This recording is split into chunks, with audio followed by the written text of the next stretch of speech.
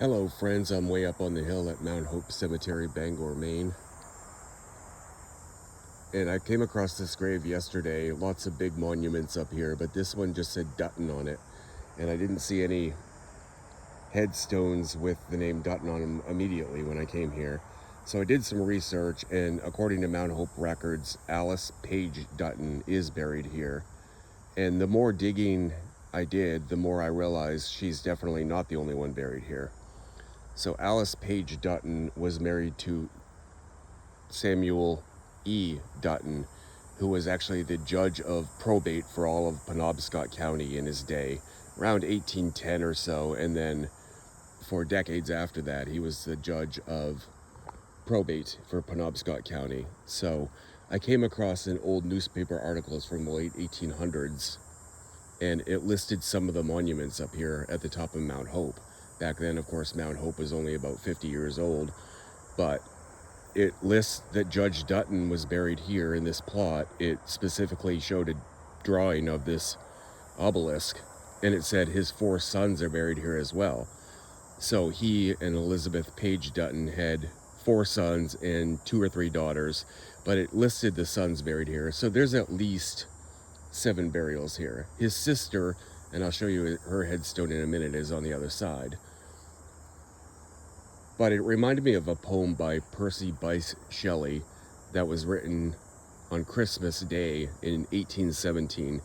Percy and his friend Horace, a fellow poet, Horace Smith, were sitting around, and there was soon going to be a partial fragment of the statue of the Egyptian pharaoh Ramses II brought to the British Museum. So they decided to each have a contest where they could write a poem called Ozymandias, based on the Greek word for Ramses. Percy Bysshe Shelley wrote the more popular of the 2 poems, and basically it's about a statue of Ramses II in a desert all by itself with only the legs remaining. And the moral of the story is, no matter how powerful you are in your time, eventually you'll just be a faded memory. So I can't recite the whole poem off the top of my head, but it is one of my favorite poems. And part of it says something along the lines of, "My name is Ozymandias, King of Kings. Look upon my works, ye mighty." And then he was just a broken visage in the desert centuries later. So I don't know if Judge Dutton was arrogant or anything like that, or thought that his memory would last forever, but it did remind me of that poem, because in his day he was a rich and powerful man, described as such in that newspaper article. The family was described as wealthy and cultivated. So they're buried here. There's no individual markers for the judge and his 4 sons and his wife Alice, but there's obviously plenty of room within the confines of these fences. So I'll walk around the side here and show you a little bit of it.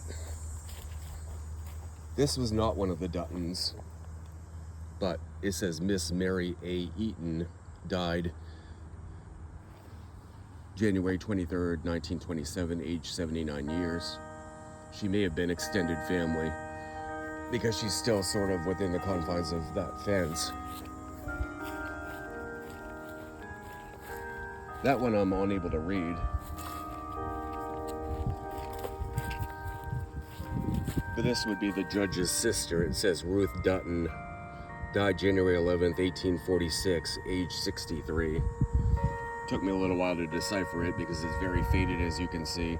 And I don't know if that would be Alice's headstone, or more likely it's part of Ruth's here, but definitely a great family monument here. And the newspaper article actually said that it was the first monument ever put up here on Mount Hope. It's not the first burial, but it is the first monument.